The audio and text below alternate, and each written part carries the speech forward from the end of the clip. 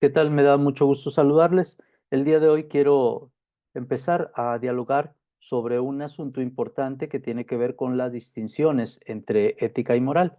Para ello quiero compartir las siguientes ideas en relación con lo que yo llamo precisiones sobre ética y moral. Primero, si se observa en la parte izquierda de la pantalla, hay unos elementos que están subrayados en amarillo y en azul. Estos elementos son planteamientos en- vertidos por personas de nuestra comunidad que plantean que la ética y la moral en realidad son casi iguales o tienen algunos elementos en común, pero que se piensa que la ética es general y que la moral es individual. Bueno, frente a estos planteamientos, quiero hacer 6 señalamientos a cada uno de estos asuntos. Los he titulado estos señalamientos los no. Y entonces comienzo diciendo que la ética no va a señalar comportamientos ni va a dar normas, sino que va a ayudar a construirlas. Tampoco se va a conducir por el criterio del sentido común, sino que si al ser un ejercicio de reflexión, entonces lo que va a buscar es dar razones, dar argumentos, señalar por qué tal o cual comportamiento es mejor y no este otro. Por lo tanto, no da reglas, da los elementos para sostener y para formular una regla. A diferencia de la religión, de la moral y del derecho, la ética no da reglas, da razones para optar o para actuar. En tanto que la moral no es particular, al ser compartida por un grupo humano, entonces la moral es general, no es personal, aunque cada persona de alguna forma se la apropie y pueda decir que tal o cual comportamiento le resulta importante. El criterio que importa a la moral entonces no es el del individuo, no es el del sujeto en lo particular, sino es el criterio del grupo o de la comunidad moral, es decir, de aquellos que comparten las mismas normas de sentido. Y por lo mismo llegamos a la afirmación 3: no parte del sentimiento individual, pero sí desarrolla un sentimiento social de pertenencia, de tal forma que quienes comparten la misma moral se identifican entre ellos y además tienen algunos elementos que les ayudan a reconocerse incluso cuando han permanecido distantes y en el momento de reencontrarse pueden hablar y poner en común estos elementos. Una segunda serie de distinciones tiene que ver con estos mismos conceptos. A ver, profundizo un poco en este asunto. La moral va a ser dictada por la comunidad moral a la que pertenecemos. Entre más pequeña es la comunidad moral, más similares en sus formas de entender el mundo, en su comportamiento y en las formas de valorar. Entre más amplio es el grupo moral o la comunidad moral, encontraremos algunas fisuras, pero también vamos a encontrar que permanecen constantes los elementos comunes. Y segunda idea, no existe una sola comunidad moral, hay muchas comunidades morales que incluso conviven en el mismo entorno, que se sostienen en creencias particulares, pero que no siempre van a ser compartidas por otros grupos. Y esto genera en ocasiones tensiones entre ellos y ellas. Una última idea respecto a este asunto es que al compartir una moral, nos encontramos en un espacio de sentido compartido. ¿Por qué? Porque nos identificamos, porque nos sabemos comunes. Piensen, por ejemplo, en los momentos en los que muchos mexicanos y mexicanas salimos al extranjero y de pronto el escuchar una melodía mexicana nos evoca los sentimientos de nacionalidad y entonces empezamos, si es que habemos varios mexicanos, pues a compartir, a animarnos, a escuchar, incluso a cantar. No es que compartamos los mismos valores, no es que compartamos todos los elementos y seamos iguales totalmente, no, pero hay elementos morales en juego expresados a través de la música, del canto, que desata una serie de emociones que de pronto nos permite identificarnos y sentir que estamos en un espacio compartido. De ahí el valor finalmente de la moral. La moral tiene una fuerza enorme entre nosotros. Bueno, vamos ahora a la siguiente diapositiva. Esta diapositiva la he titulado ¿Cómo surge la moral? Y lo quiero hacer con estos elementos que se encuentran entre nosotros a partir de este gráfico que se encuentra eh, a la izquierda de su pantalla, pero la imagen que tienen ustedes a la derecha puede explicar mucho. La moral es como una especie de mochila que llevamos para encontrar finalmente sentido de pertenencia a una comunidad, por lo que traemos en la mochila. En la mochila de la moral van cargados valores, van cargados juicios, prejuicios, preferencias, educación, religión, mil cosas ahí. La bicicleta representaría la posibilidad que tenemos de andar por distintos caminos, incluso con la propia moral. La bicicleta representaría el camino ético, es decir, el camino de la decisión, el camino de la reflexión, el camino de aquel que se detiene para pensar por dónde poder andar. Y el sujeto somos nosotros que cargamos la moral en la espalda, pero que tenemos a la ética como la posibilidad de proyectarnos hacia adelante con esa bicicleta que quiere evocar este asunto. Vayamos, por favor, dirigiendo la mirada a la izquierda de la pantalla. Dice, el grupo humano construye la moral, pero fíjense que la moral está con minúscula. Es decir, construye un código moral social. Las referencias están abajo de la imagen. Un código moral que compartimos en el pequeño grupo humano. Llámese familia, llámese comunidad pequeña, grupo escolar, grupo de amigos, etcétera. Este grupo humano construye una forma de relacionarnos, una serie de costumbres, de ritos, de elementos comunes. Pero vamos a ver la parte de en medio.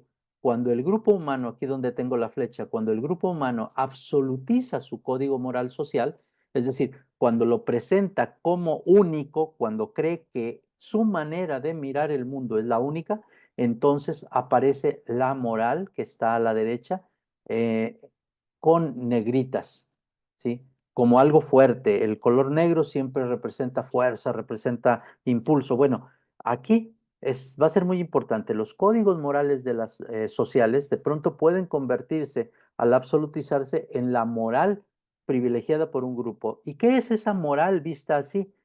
Con mayúscula.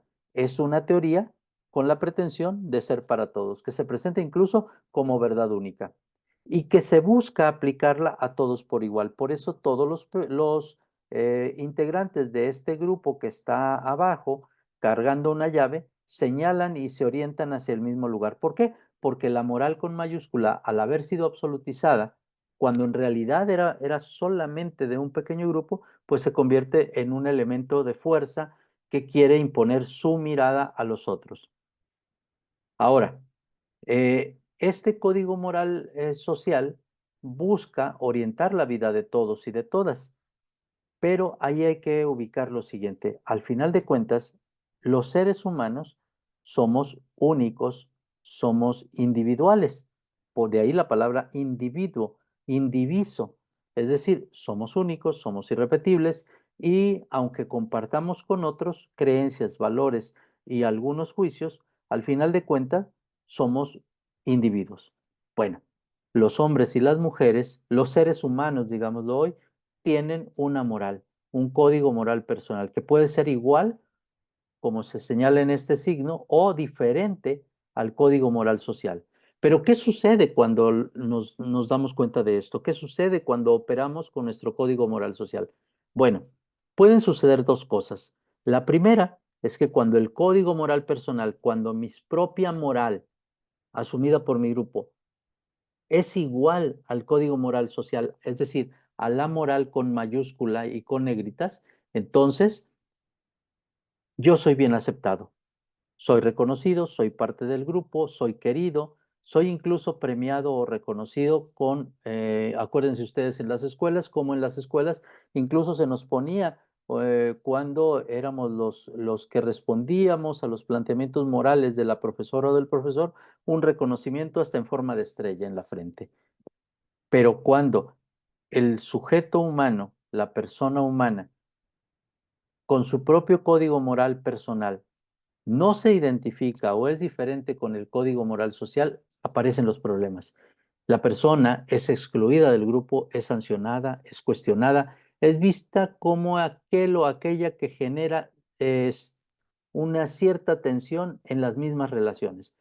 La moral entonces surge como una pretensión de orientar la vida de todos, pero ante esto la ética dice, hay que estar atentos porque a nosotros nos toca decidir por dónde queremos ir avanzando. Voy a traer a la memoria en esta siguiente diapositiva algunos elementos que seguramente conocen de la tradición occidental. En esta va a ser una imagen de Rubens, una pintura sobre Adán y Eva, pero no lo voy a leer en clave religiosa, sino en clave ética. Ahora bien, vamos ubicando este asunto. He señalado que de la moral no nos podemos escapar. De ninguna manera, todos tenemos moral, todos.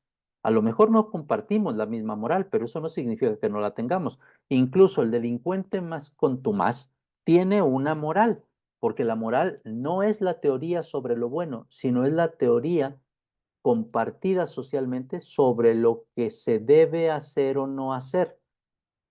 Y entonces la moral de un grupo delincuente también tiene sus propios códigos, que no necesariamente son compartidos por los demás. Bueno, y entonces aparece una paradoja. Todos tenemos moral, aunque no todos tengamos ética. ¿Por qué razón? Porque la ética es una reflexión sobre la moral y no siempre nos damos tiempo para hacer esta reflexión de tal manera que, aunque todos tenemos moral, no todos podemos tener ética o tenemos ética, porque necesitamos un tiempo para pensar. La ética implica muchas cosas, pero aquí quiero rescatar 6. La ética implica reflexividad, es la capacidad de pensar, de volver sobre los acontecimientos, sobre los hechos morales para pensarlo. Implica dar razón de la propia posición moral, más allá del querer, algo que está muy de moda entre nuestras comunidades actuales.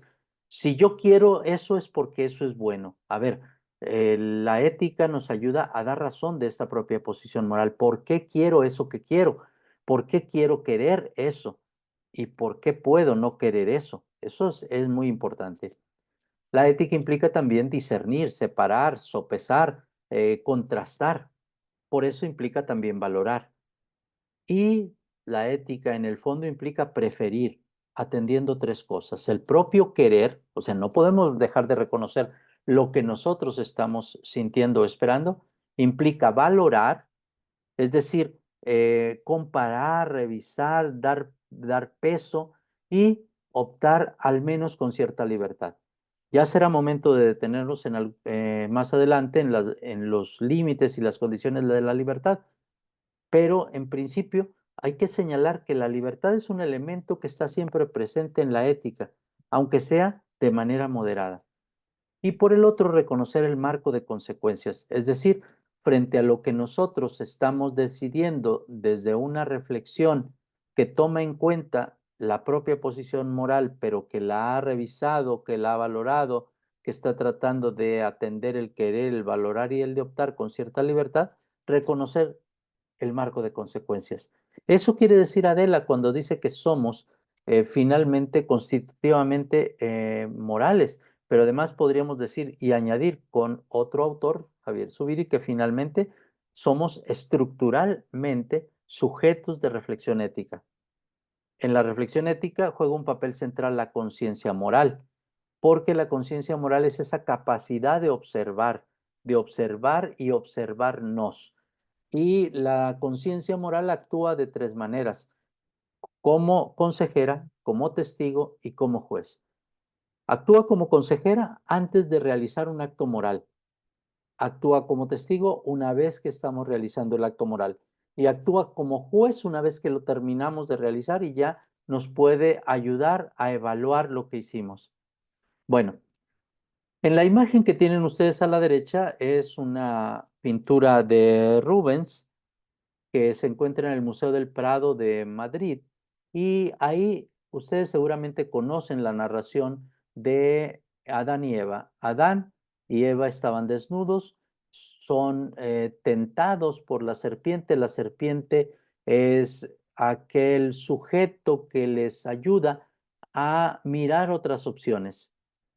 Y entonces se ha dicho durante mucho tiempo que Eva cae en la tentación y le ofrece el fruto que se ha representado tradicionalmente con una manzana, pero no sabemos exactamente qué es. y lo ofrece a Adán. Ella y él comen de la manzana y entonces finalmente se dan cuenta que están desnudos e intentan cubrirse. Ahora, vamos por partes. No quiero hacer una interpretación religiosa de este asunto, sino una interpretación del surgimiento de la ética. ¿Cómo surge la ética? ¿Y cómo surge la conciencia de la moral, la conciencia moral? Bueno, surge finalmente de la capacidad de darnos cuenta que podemos elegir entre diferentes opciones. Eva tiene todos los árboles del paraíso, tiene todos los árboles y todos los frutos para poder comer. Solamente tiene una prohibición, la prohibición de comer de lo que se conoce como el árbol de la ciencia del bien y del mal, o también en otras lecturas como el árbol del conocimiento del bien y del mal. Eva es una mujer inteligente, es una mujer que observa lo que hay ahí y se pregunta, ¿sí? Frente a la voz de la serpiente, esa serpiente que está aquí representada por una parte de serpiente y una parte humana, tenemos que decir que la serpiente de alguna manera es su misma voz de la conciencia que le dice, a ver, aquí hay algo ante lo que tienes que decidir.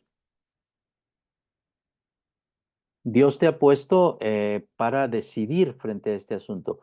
Decides optar por seguir la indicación, es decir, por seguir la moral, o decides optar por transigir, por ir en contra, por plantearte otras opciones y por explorar.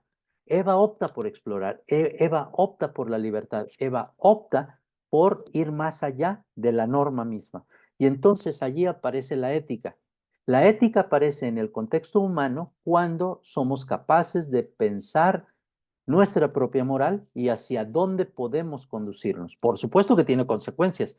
En el caso de la narración bíblica, la consecuencia es que son expulsados del paraíso y que tienen una carga que no habían imaginado. Pero lo importante en este planteamiento, al trabajarlo en relación con la ética, más allá de si hizo bien Eva o no, si es culpable o no, yo diría, Eva aporta y representa en la tradición occidental y oriental la inauguración de la conciencia moral. La inauguración de la conciencia moral porque logra poner en juego la reflexividad, logra discernir, sopesar, eventualmente da razón de su propia posición, porque se cuestiona, bueno, ¿y por qué Dios dijo que no podíamos comer de este fruto? ¿Sí? ¿Dónde está el sentido de la prohibición? Y entonces Eva se atreve a romper con la moral y empieza a inaugurar la posibilidad de la construcción de una perspectiva ética. Bueno, dejo esta imagen y ahora paso a lo siguiente. Esta es otra manera de explicar con la finalidad de la reflexión ética. Esta pintura representa a la academia, al grupo de filósofos de la antigüedad. Estos filósofos, cada uno está en su propio espacio. Por ejemplo, aquí tenemos a un filósofo que logra despreciar todo lo que hay, por eso está apenas cubierto, ¿sí? Pero hay otros que están discutiendo, que están tratando de encontrar la verdad, otros que escriben, otros que están en posición de pensar, pero en el centro hay dos figuras. Estas figuras son Platón y Aristóteles. Platón es el de rojo, el que está aquí en este recuadro, y Aristóteles es el que está en color azul. ¿Qué representan estos dos sujetos? Fíjense y observen que uno está mirando, están mirando los dos, uno hacia el otro, pero uno apunta hacia arriba y el otro apunta hacia abajo. Platón señala el mundo de las ideas, el mundo de las alturas, el mundo de lo celestial, el topos urano. Aristóteles señala el mundo de la realidad, el mundo real, el mundo material, este, aquí y ahora.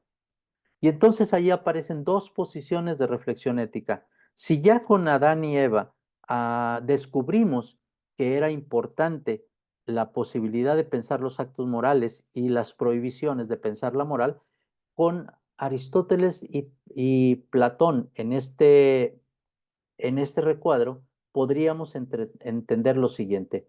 Hay éticas que apuntan al cielo y hay éticas que apuntan a la tierra. Hay éticas que apuntan a la perfección, a identificarnos con la divinidad, y hay éticas que apuntan a la convivencia, a los demás. Hay éticas que apuntan a lo grande, a los valores, a las virtudes, a los valores en su máxima expresión, y hay éticas que apuntan hacia los acuerdos, hacia lo de aquí y ahora.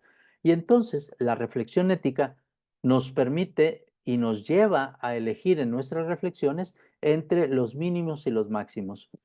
Ustedes observaron ya en la lectura de Adela Cortina que la ética de mínimos es una ética que permite partir de las coincidencias, aunque seamos diferentes. Es decir, a pesar de que existe una pluralidad moral al final, lo importante es construir los mínimos indispensables para la convivencia.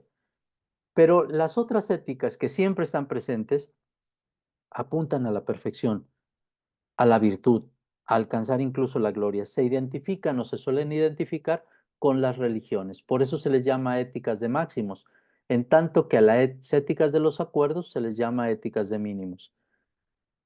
Y entonces la reflexión ética habría de conducirnos a elegir entre los mínimos y los máximos. Sus argumentos eventualmente están ya en sus presentaciones. También la reflexión ética nos conduce a elegir entre la búsqueda de la realización o de la perfección o la convivencia, la construcción de acuerdos, a pesar de lo difícil que sea, entre el pluralismo moral y la construcción del consenso moral o la orientación por una moral que se presenta como la verdad. Ahí está siempre el debate, el dilema, la discusión. Será muy importante no perder de vista estos asuntos porque nos vamos a encontrar con trayectorias que nosotros mismos construimos, trayectorias morales que hemos asumido y trayectorias éticas que podemos construir.